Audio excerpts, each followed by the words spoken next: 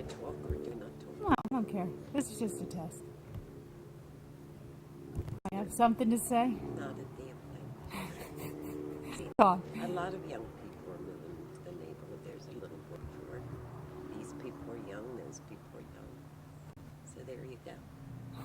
Jimmy was calling it an old town or something like that. Yeah. But that's not the case. I think you should run for the mayor of Winmore. I was thinking of that.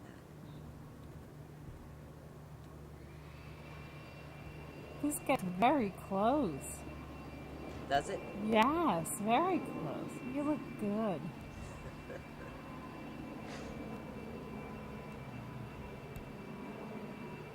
Is that thing heavy? Yes, it's killing my neck. I bet. That's what I just. Wait a second or two, right? Yeah, you could start asking questions. Well, let's just start with how it is that you and your sisters arrived at Donzigo. Okay. We arrived at the Gonza because our mother died. We were 5, 6, 7, 8-year-old girls. And Daddy was devastated, of course. My mother had been sick for a long time. She had congenital heart problems and had one baby after the other. And finally she got very, very sick. And she died. She had a doctor to the house a lot, Daddy did. And then Daddy didn't know what to do with us. He had a lady come in to mind us. I remember once, it's the little bit I do remember. He came home from work and the lady was drunk. He threw her right literally out in the street. He threw her. And he went to the priest and he said, "What am I going to do with my little girls?" And the priest suggested the home, which is the Gonzaga home, a Catholic orphanage. And Daddy said he didn't want to put us there. But at the same time, he didn't want to split us up. He didn't know what to do. He came from Ireland. His wife, my mother, came from Ireland. And their brothers and sisters were here, or some of them, but they were all so hard up. Everybody was hard up. It was 1933. So he came home and he thought about it. And he went back to the priest again. And he said, "I have to do something. I can't find somebody to mind my girls." So he took us down there and put us in there with his nuns with the great big coronets, Sisters of Charity. And we sat in there. All the four of us, he left and we cried our eyes out, the four of us. And then Daddy told me years later that he went to the bar across the street and he drank and he couldn't even get drunk and he put his head down and cried. But what he did, he was out of work then. So he went and he got himself a room to live in, one room that he lived in from that year until he married Mary Reedy in 1949. He lived in one room. He made very little money, but he got a job at the home. So he was there every single day. And not only that, he came to see us on Sundays. He brought us in the newspaper. We always had the paper, and the kids made a line after us who was going to get the paper after the Mannings. And he brought us candy. He gave us 50 cents for the four of us when we were real little kids to go to the movies because it cost 10 cents.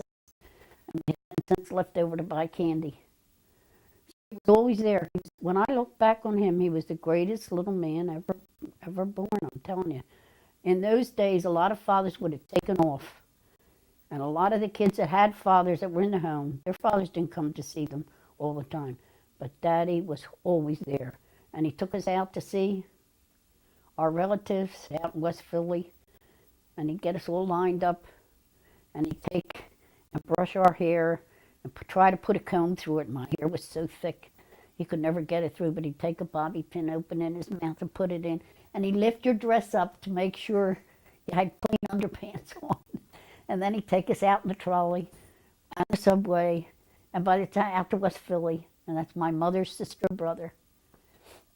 And by the time we came home, Daddy'd be loaded on the bus.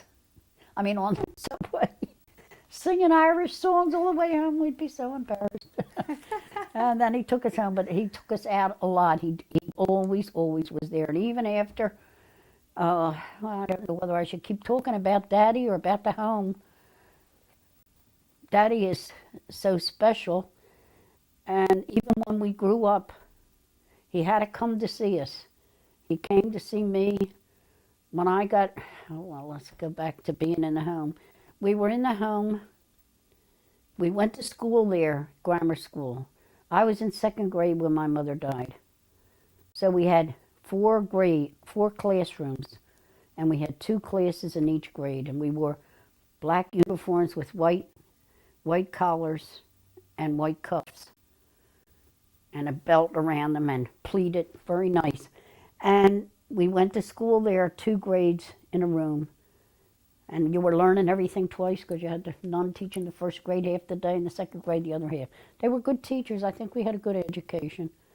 All the kids didn't go to high school. We did. Yeah, how did they decide who That's went what we to never high knew. school? I don't know who that, I don't know. And I don't know what happened to the other kids. Some of them went to a commercial, which was attached to Immaculate Conception Parish in Germantown. We went to Little Flower High School. And I think part of it was because Daddy was there. Because I was always in trouble as a kid. I was answered back a lot. I was angry, I guess. I got hit many a time just for being so sassy. But Daddy was always there, and I'd follow him around when he was cutting the lawns and go in the kitchen when he had his lunch and sit there with him. I told him years later, I said, Daddy, I always thought you liked me the best. He said, and why did you think I let you think that? Because he knew I needed it. And I really did think it, too. I still think it. Did you talk about missing your mother? No, see, that's the trouble. We didn't talk about anything like that. The nuns weren't like mothers. The nuns were like, their teaching in school wasn't bad at all, I will say, but they were like disciplinarians, always looking, for something you did wrong and never comforting you, for something you did good. And we all had jobs to do, which I told her, I never minded doing the jobs because somebody had to clean the place. And we got different jobs. I think it was once a month. My sisters might tell you different. I think you kept a job a month. And one job, say, would be to make 12 beds and to put the sheets on, change the sheets, and put a spread on every day, fold the spread down the other half of the day, move, they were on wheels, move the beds down one end of a great big dormitory, and mop under there, and then move it and do the other end. That was your job. Or you might have to do 69 steps down, scrub them and clean them. Or you might have so many tables to clean off in the refectory where we ate. You might have 6 tables to do the dishes, clean up the tables, reset them for the next meal. But you didn't mind doing the jobs. It's just that certain kids got better jobs than other kids, but that's life. But Why do you think certain kids got better jobs than because others? people like them. Favoritism? Yeah, people like, and that's probably very natural. What about Aunt Mary? Did she ever Aunt get Mary, better jobs? she got- She was the Yeah, favorite. she didn't get a whole lot of hard jobs, Aunt Mary, but she was liked by the one nun who was the biggest. She was a mean sister. She really was. She used to tell, here's what she did, this nun. There was a kid there, and her mother wasn't married, and we didn't even know anything about what being married men or having kids or anything about anything. And she told the kids, and some of the kids' parents, that kid's mother wasn't married. Isn't that awful? She was a sister, a nun. She was so mean. She told me once, she came over, there was a big building, and then it was connected with this, what do you call it? A long covered hallway. And they had a jinx here. That's where we went to the bathroom. There were about 10 toilets in there. We ran out of toilet paper, learned how to use paper, and that was awful. Then we walk around there and walk up these steps and go into another building, which was the playrooms.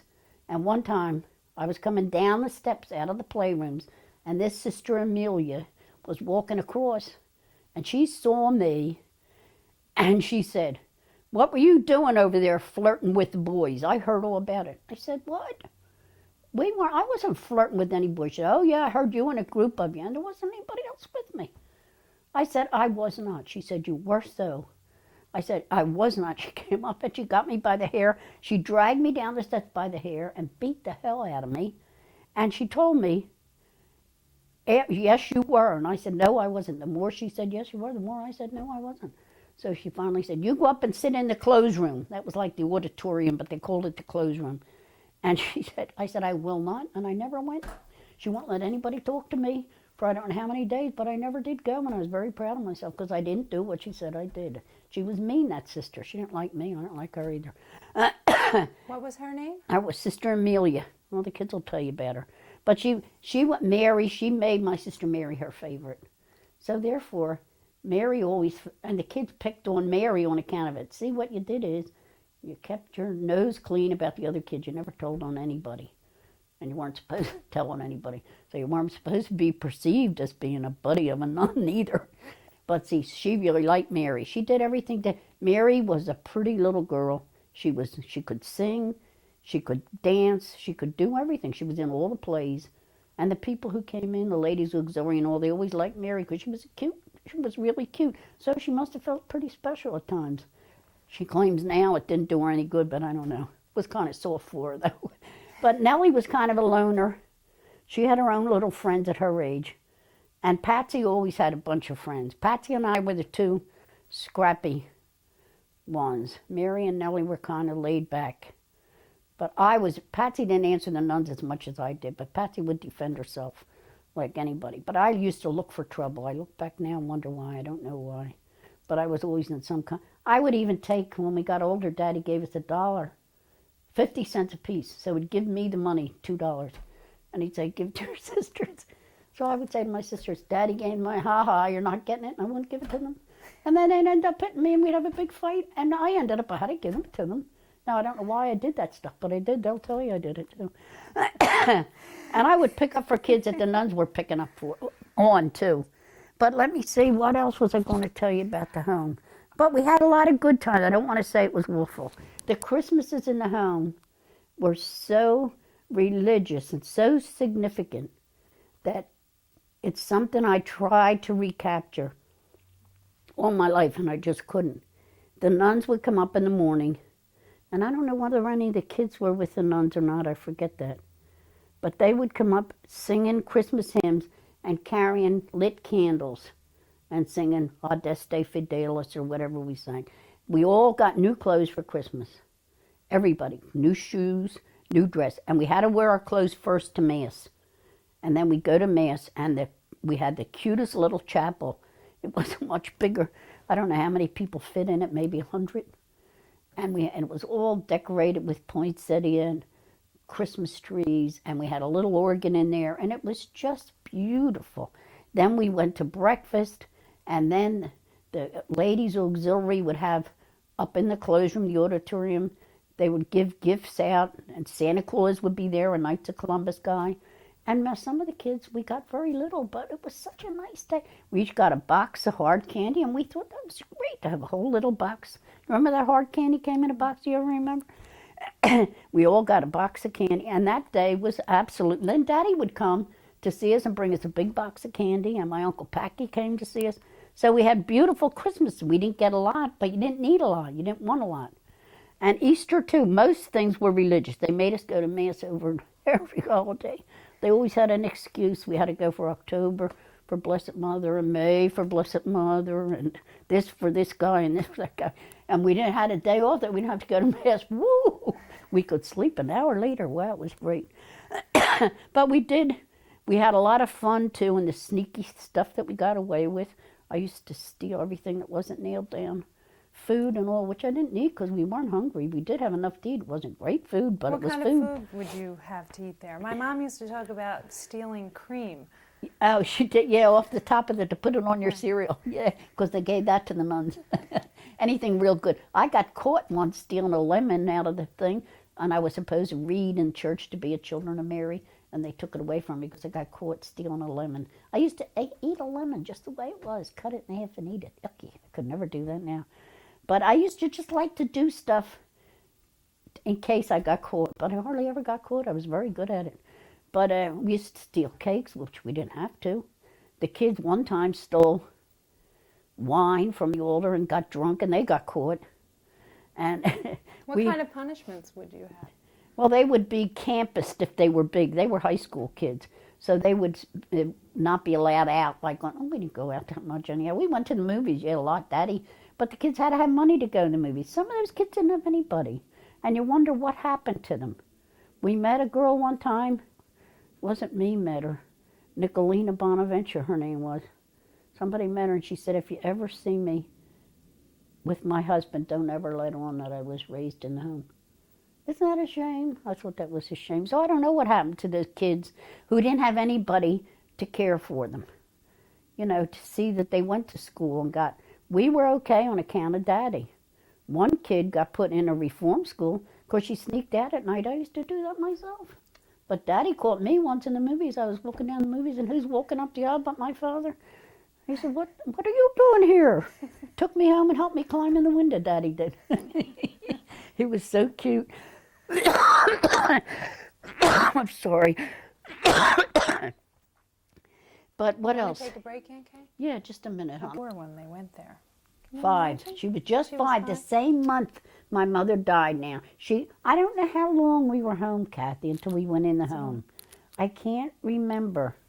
I know it wasn't a matter of more than a couple of months. So Patsy had just turned 5. And there were younger kids, too. Right? Oh, yeah, we had little kids. Not too many little kids. A few that I recall might have been 2, which is very, very young. And I would say altogether there was never 100 kids. Never 100 kids. But maybe 90 kids. And it was an enormous old big stone building, which I'll show you. You can see in a picture that I have. And the refectory, and we had bathrooms on the first floor and shower rooms. Oh, that's another funny story. I think we only took a shower once a week, or a bath. When we were little, we took baths, and when we were bigger, we had another little kid to bathe. Then when we were bigger, we took showers. But we had to wear a towel on us no matter if we were in the shower. And they were big, heavy towels when they were wet. Whether we were bathing a little kid or bathing ourselves, the nuns would make sure you had a towel on you. And you had to wrap that little tiny tight. And we had 2 rooms built outside of the bathroom that all they had in them was a bathtub and a chair and some hooks to hang your clothes on. And it had a door on it, but it didn't have any top on it. The nuns would come by and knock on the door and say, do you have your towel on you in there? And we even thought that was weird, and we didn't even know anything. And then when you got bigger and you got your period, you didn't know what your period was because nobody told you. I was 16 years old when I got it. I didn't know what it was. This other kid, Bertie Hennessy, I went to her and told her. And she said, oh, that's okay. Everybody gets that. So you had to go to the nun and ask the nun. You had to get a key. I don't know whether we used those rags when I went or we were on to the Santa Pack. But anyhow, before they started to use Santa Pack, which was like Kotex, that was the name of it, you had to go in this special room and you got these white flannel cloths, and that's what you used. And then they had to be washed after you used them. That's what we did. They were in these little shelves in there, and you had to turn them into this bucket. And then I think by the time I got there, we had to go and knock on Sister Carmelite, who was the head of the whole place. And you hardly ever saw her. She stayed in her office. And you had to knock on her door, may I please have Santa Pack? And she'd go in her office and come out and give you a few of them. So you only got so many and put them. Isn't that awful? And you didn't even know what that was all about. And, well, anyhow, the first floor had those bathtubs and all on it. And what else was on the first floor? Oh, the kitchen was on the first floor. And the refectory that we call where we ate. And the nuns' dining room. And then the next floor we had parlors, very pretty formal parlors, where the priests used to have their breakfast, because the priest came there and said Mass. And the chapel was on that floor, too. And they used to come the same as, and somebody had to wait on them and make them breakfast, and they kept cigarettes in there. And when I got older, I used to steal those cigarettes all the time. Never got caught either. And on the next floor, we had the first dormitories. They were for the kids up to, gosh, I don't know if it was 6th grade or 7th grade, something like that. And then you had to go to the upper floor, which was really high, 69 steps up to the top floor. And the kids would never, we all went to bed at the same time when we were on the first floor. And then they had chairs next to the beds, metal chairs like the brown chairs you see at card tables. And some of the kids used to take and bang the chair against the bed, and then somebody else would do it, and the nuns would be furious because they couldn't figure out who did it. And we all had little lockers, brown lockers, about this wide, and you kept everything in. And you locked it. Did they lock? I don't remember ever carrying keys. I don't think they did lock. And then you had the little bit of clothes you had hanging on hangers, then your shoes on the floor, and then your little underwear in the top.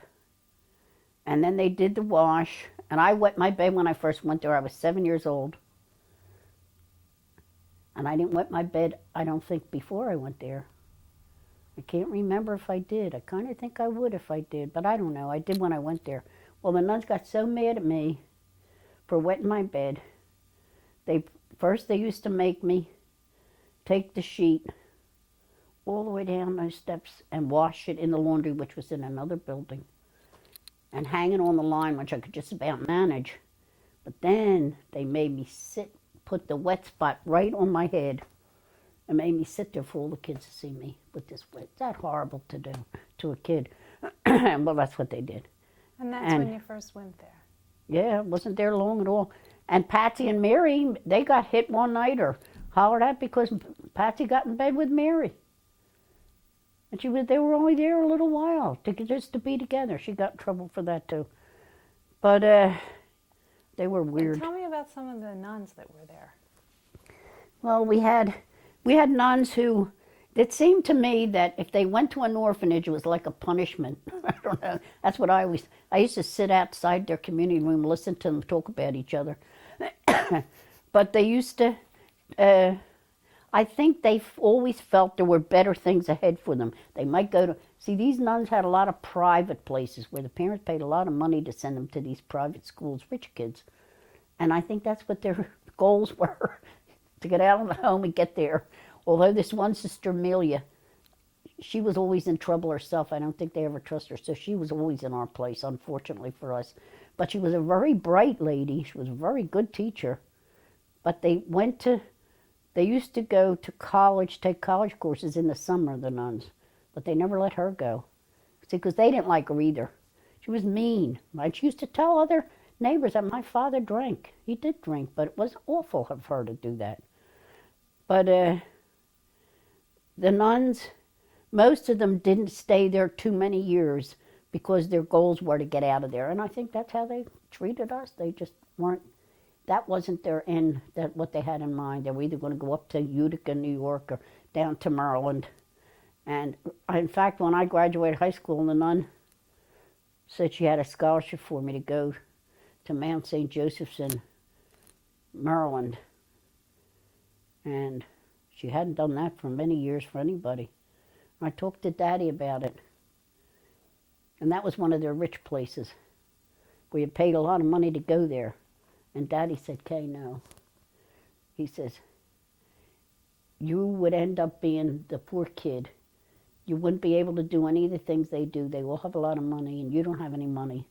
So you wouldn't be able to go the place they go or do the things. I don't think it would be good for you. And he's probably right. Now, my sister disagrees, but Mary does in particular.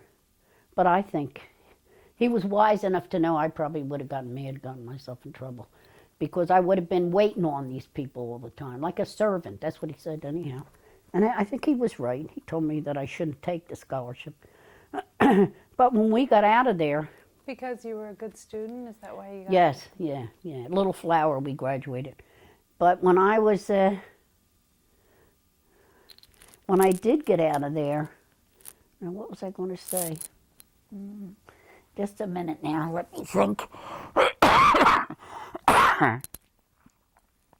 When we got out of high school, we didn't know where we had to get out of the home. We had to get out of the home. So when you turned 18 and Yeah. graduated from school, Even if you had to weren't find 18, I someplace wasn't else to 18 live. because I graduated. They had during the war, which is called an accelerated course at Little Flower. If you had enough credits, you could take just the majors like English, of course, religion, a few subjects, and graduate at the end of the summer. So I graduated in August. I should have graduated the next year, 45, but I got out in 44. So then once you're graduated, they expect you to leave. They don't care where you go. Nobody pays any attention. My daddy at least knew where we were. None of those kids, if they didn't have a parent, nobody knew what happened to them or where they went or anything. Nobody gave them any money. Nobody found them any place to live. If they didn't have a sister or a brother or somebody outside, they literally went out into the big world because that's what it was like. Because remember, we were raised in that kind of a place with those kind of people, and you came out and you didn't know how to live in a house, you didn't know how to hang a curtain, you didn't know how to do so many things, which you seemed like such a stupid idiot.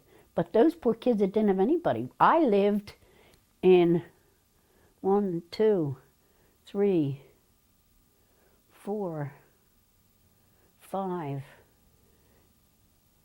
and for counting my mother-in-law when I got married, I lived there for 6 hellish years. That was 6 places I lived.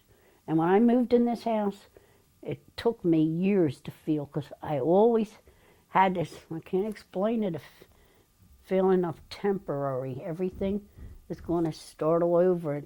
It's going to be the end. And I have to get used to it again, where I'm living. And it took me years living in this house to feel that this is my house and I belong here. And then I had my kids, and they became my reason for being.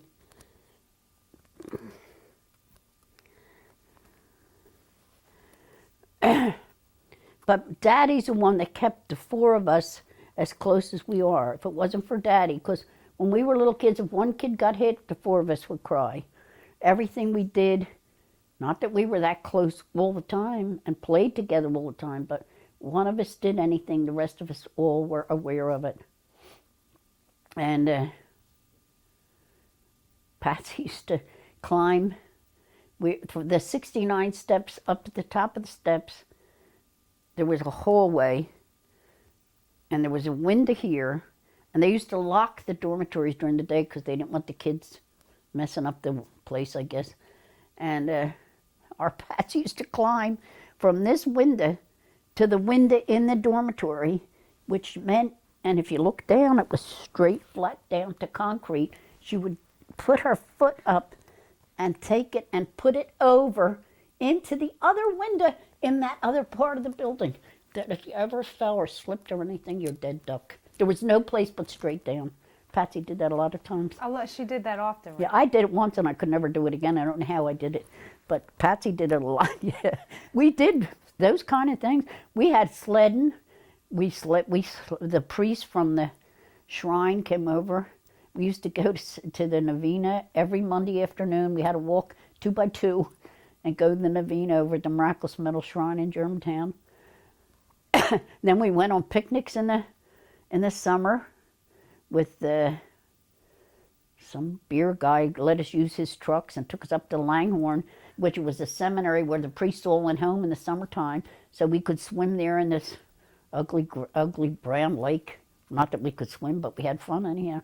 And we cooked out. We had little box things.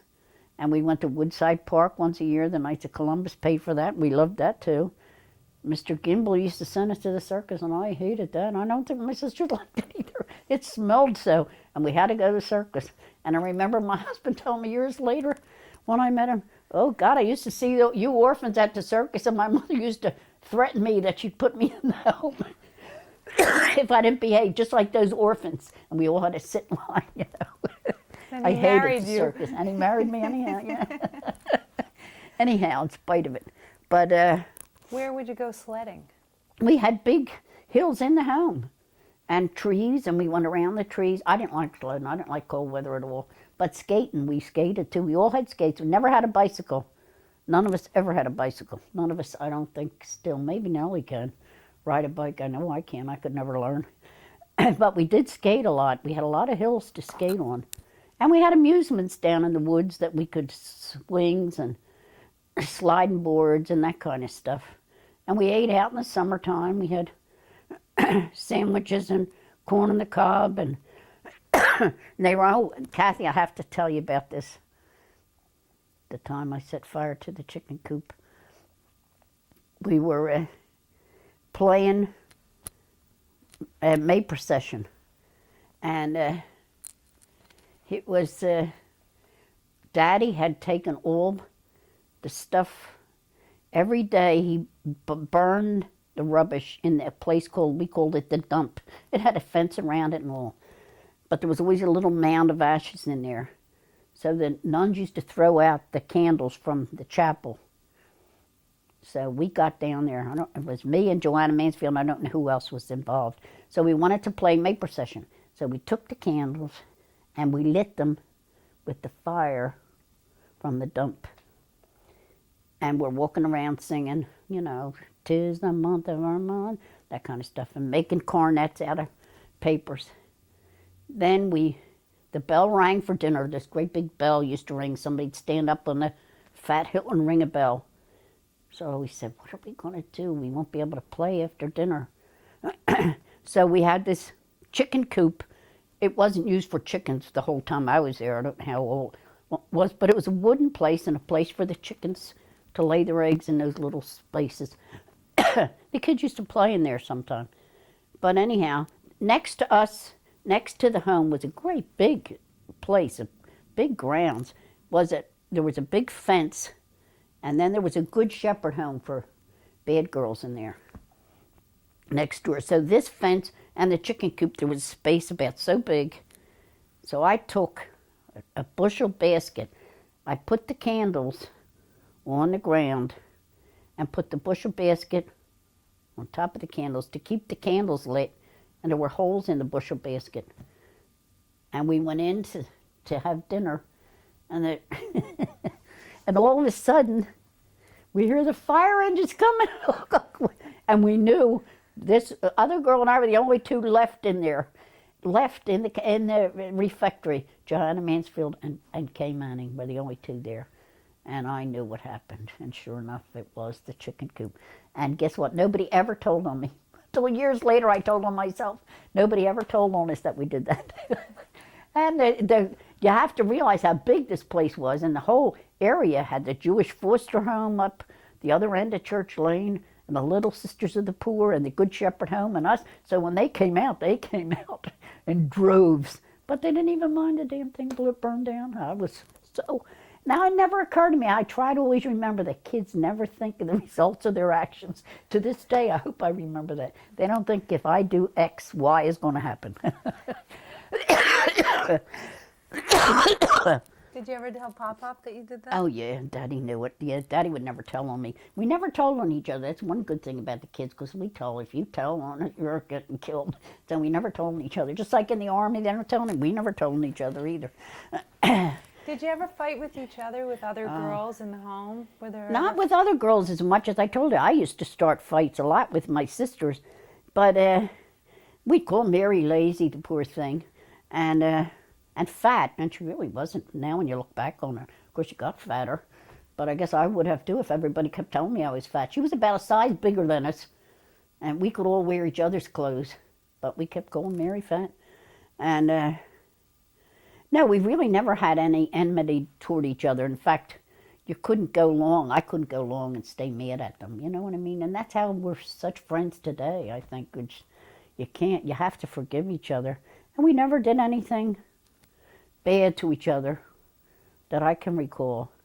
That's the worst thing I did, is setting that fire, but I truly didn't set it as a fire in the home. And stealing, I stole like crazy. But I don't feel bad about that either. I took everything that wasn't nailed down, I would take. Mostly food, though, it sounds like. Mostly food, but if a quarter was here or there, I'd take that too. I took the priest's cigarettes. I knew I wasn't supposed to take those cigarettes, but I did it. I resented how they were treated. God, they were treated like they were We even had one priest that they said used to come out and tell the nuns when the kids told their confession. I don't know how true that was, but that's what they said. The priest would tell the nuns what the kids confessed. Yeah, yeah. And we had to go every week and sometime every 2 weeks to confession, these little tots of kids. All the time, stand in line. Yeah, we got 3 meals a day during the Depression, so when you look back on it, at least we had food. Like Daddy used to say, you have food in your belly and a roof over your head. What more do you want? That's what he said. And he meant it too. And I was happy when he got married that he had a house to live in. And she really did like him. I didn't like her very much, but she really loved Daddy, I think, and she took good care of him. So he had a place that he was comfortable in. But he didn't end up, because before he died, he said to me, Kaye, do you think I should be buried with Mary, meaning Mary or my mother? I said, Daddy, you have to get buried with Mary. You know, and he said, I'm so sorry I don't have any money to leave you girls. You know, because there wasn't any money anyhow. But he was so thrilled to get his Social Security. He got a pension from the home, about $150 a month. And he thought that was so great that he got that money. He appreciated everything. And they went back to Ireland to live for 7 years. And Daddy was never happy there. He wanted to come home, and finally they did come back. But she's the one that wanted that too. And we all went over to see him. We had a wonderful time. That was, except I drove all over there and I was scared to death. But we did have a good time. Did he stop working there after my mom and Aunt Mary left? No, he stayed until, no, he was still there, hon, with Mary Reedy. Then she got some kind of a job down there too. I forget what she did. In the office a couple days a week answering the phone or something. No, and then Daddy stayed, but the place changed dramatically. The whole country changed after, well, see, I got out of there in 44. So remember, it wasn't long until the war was over. And things had changed dramatically. The type of kids that were coming then were kids who could have had 2 parents and neither one of them could take care of their kids. You know what I mean? They just couldn't get their lives together. They were total different. This was run by the Archdiocese of Philadelphia. And then the courts were placing kids there and all. And it was a whole different ball game than when we were kids. Most of the people there were either orphans or half orphans. We called each other, we were half orphans. Or a whole orphan or a half orphan. And hardly anybody had 2 parents. And that they couldn't manage to take care of their children. But they didn't always have company, some of the kids. We didn't have many real orphans, except they didn't have anybody who came to see them. It was sad. You felt sorry for them. But we used to have take care of a little kid. And if you took care of a little kid, I had one little kid, and her father would give me a couple of bucks. Oh, boy, that was great to get money, you know. And Aunt Kitty, my mother's sister, and 2 sisters would come in to see us, and they'd give us each $1. That was great. To get $1 was wonderful. But we used to go up the corner then and spend the money on a sneak up. We always had a sneak up because you weren't supposed to go out. You weren't supposed to go out. No. No, you would have had to go ask and knock on the door, and, you know, and she'd say, what for? And you'd say to buy a magazine or something what you weren't supposed to have, I guess, at the time. Or to get an ice cream cone or whatever. You just didn't go out unless you asked, but we just did it anyhow. Because it was huge. They couldn't see everything you were doing all the time. But, what else? What were the other chores? The other chores that we did? Well, you had to clean the jinks sometime. That was an awful job. Because half the time they were flooded because the paper being down there instead of toilet paper. And you could ask until your head fell off for toilet paper. And if it wasn't time to get it, you weren't going to get it. So they'd get these papers, and you had to do this to the papers, you know. But it would block up the damn thing. They were always fixing it. You think they would have had a brain in their head and put toilet paper there. And that was an ugly room and a stinky room, too. And where you took your baths was ugly, too. There's showers, and the floor was always wet. You can imagine all these wet towels. How can kids wring out a towel so that it's not dripping all over the place? Then the lady from the laundry used to come and pick all that heavy stuff up. But who would care about a kid being there? Wasn't anybody else there, any man there. You'd get hit in the face if you had your slip on in front of Oh no, that wasn't nice. You were being immodest if you stood in your slip. Isn't that so? You had to hurry up and hide and put your clothes on. That's how they were. I don't know where they came from, those people.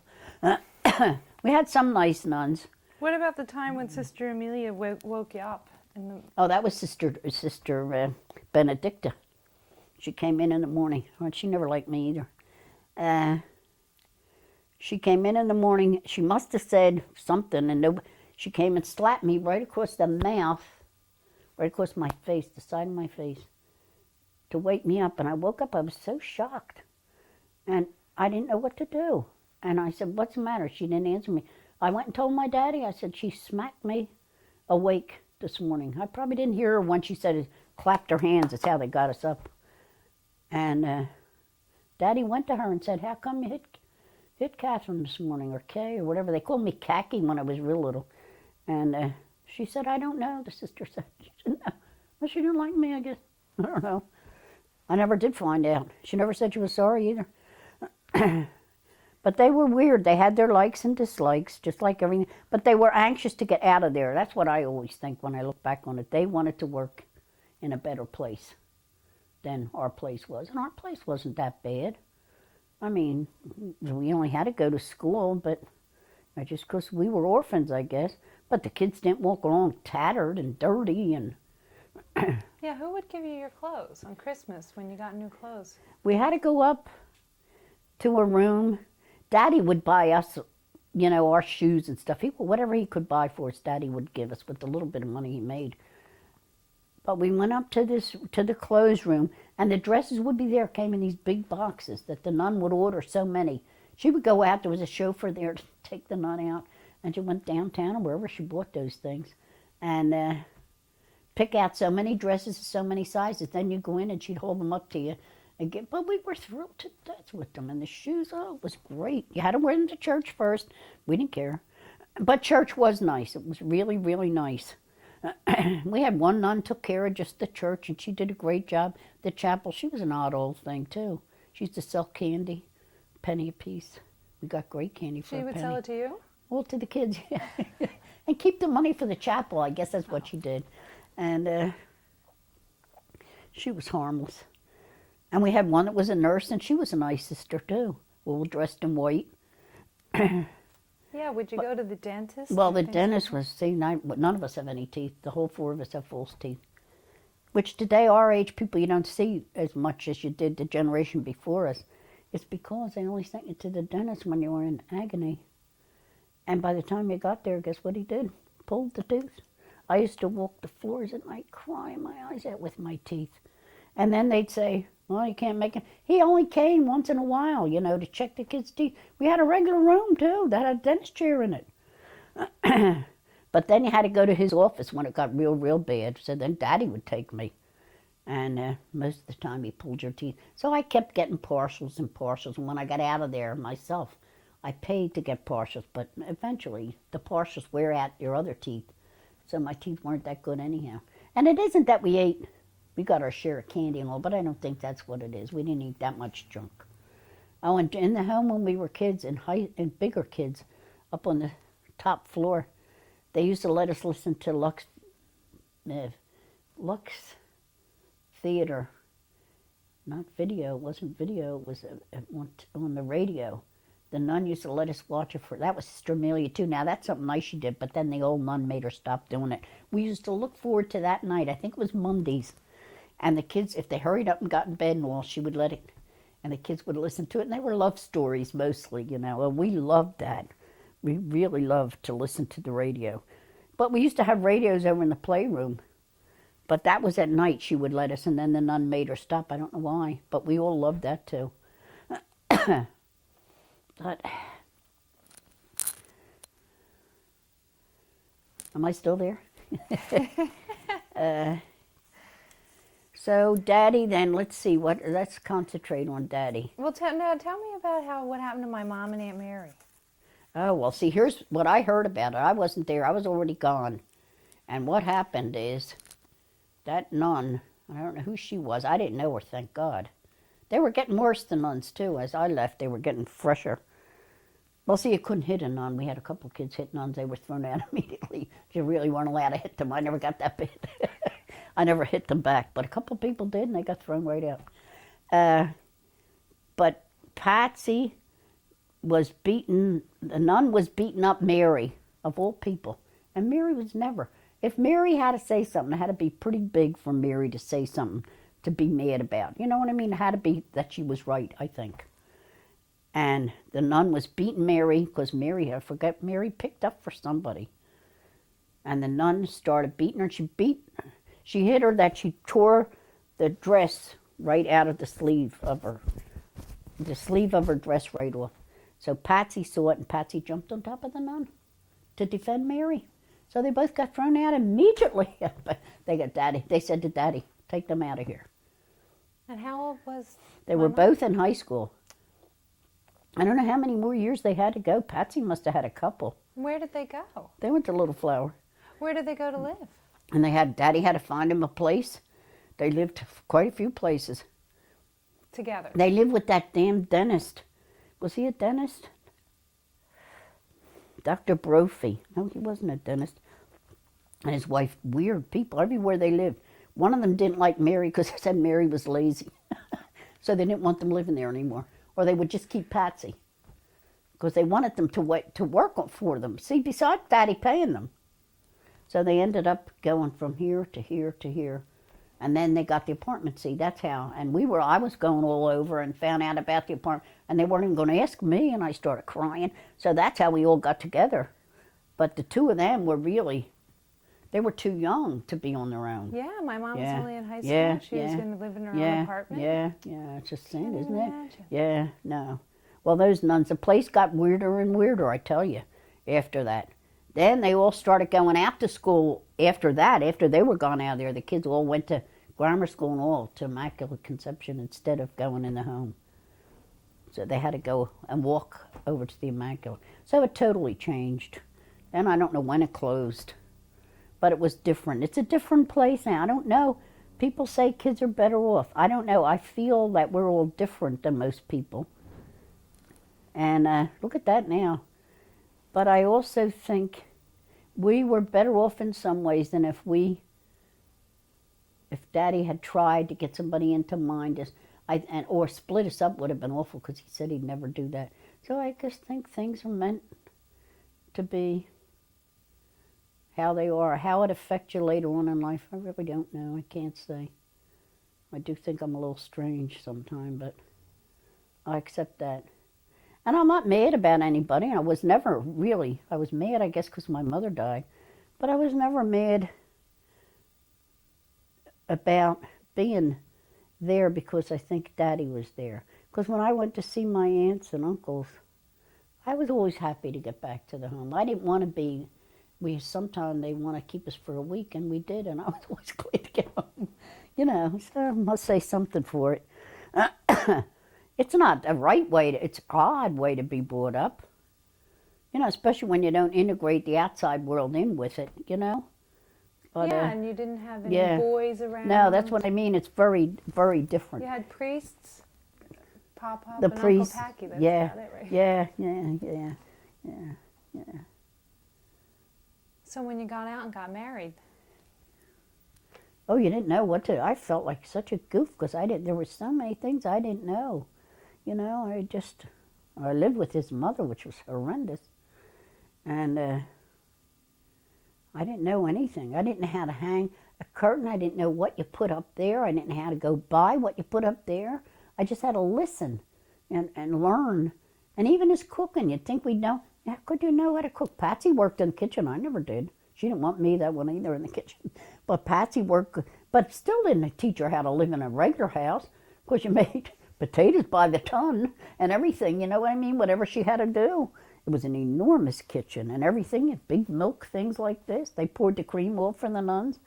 And everything was so enormously different than when you got out in the world, you literally didn't know how to be. You didn't know how to buy anything. You didn't know how to live.